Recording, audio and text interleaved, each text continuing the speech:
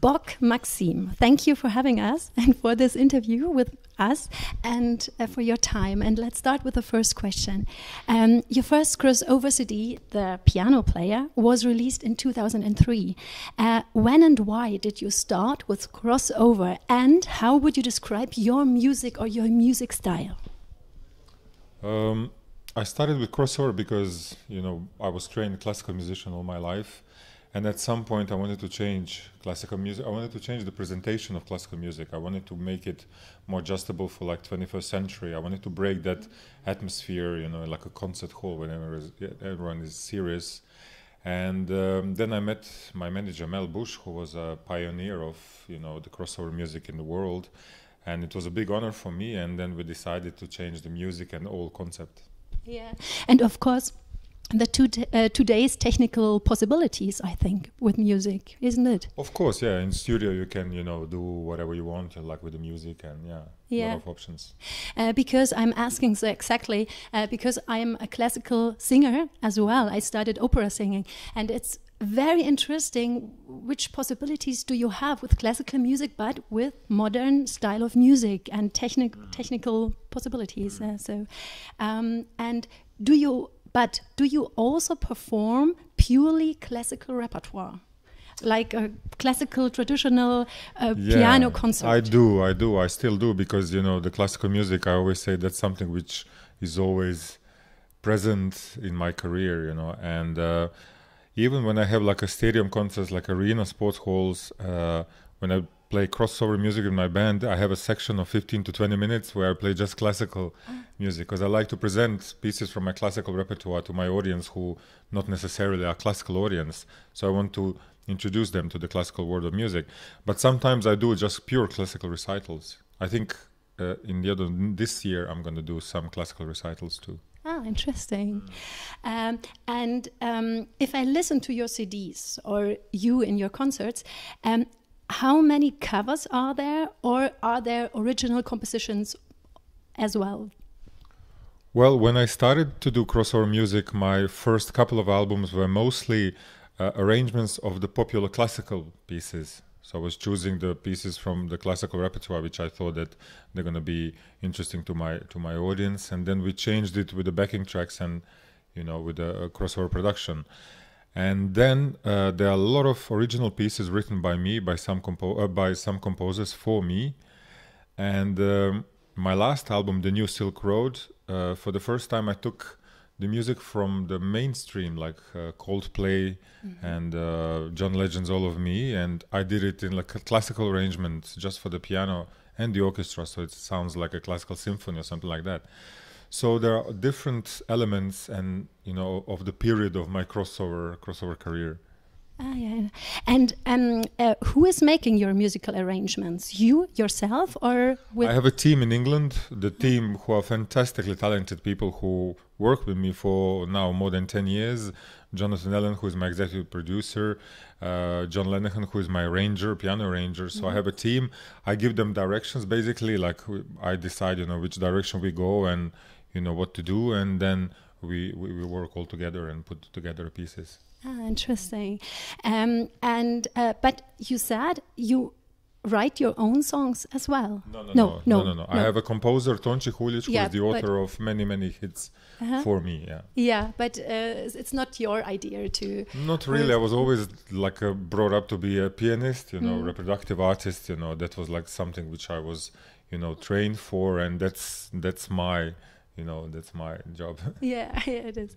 And you have the world record as the fastest pianist. And nobody plays Rimsky-Korsakov's The Flight of the Bumblebee on the piano as fast as you. What does this record means to you? I don't know. I mean, the Flight of Bumblebee is the piece which was supposed to be like the fastest piece, and that's like the speed. All about the speed. So I enjoy it. It's always fun. We measure it. Now it's like a second faster, and so it's quite exciting. Okay, but because David Garrett has the same record with this piece on the violin, and now the question: is this part of being a world famous crossover musician? Is it a must-have to do? Not really. I mean, if you want to, compete for the especially in a book of records for the speed, I mean, Flight of a Bumblebee is the piece, So it's not accidentally that he plays it and I play it, and it's written for many other instruments, because that's purely piece for the speed, Yeah, okay. So maybe I sing it one day. Not for the voice. Yeah. And another record. You are the crossover pianist with the most CD sales. Could you have ever expect this? Was that even your aim or your dream?